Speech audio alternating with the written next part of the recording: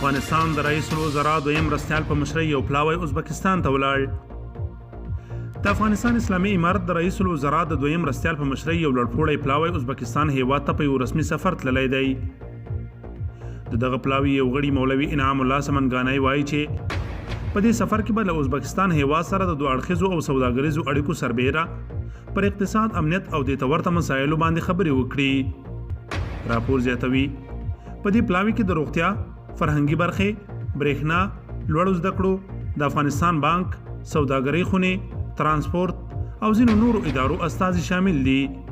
د یادونې وړ ده چې 2 ورځې مخکې د افغانستان د بهرنیو چارو وزیر په مشرۍ یو لوړپوړی پلاوی په رسمي سفر ترکیې ته تللی و او دا د افغانستان د نوي حکومت دویم پلاوی دی چې یو بهرني هیواد ته رسمي سفر ترسره کوي.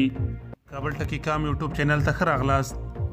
دا که ستاسو لومړی راتګ وي، هیله ده په چینل کې اشتراک وکړئ او د زنګ بټن یې هم ووهئ.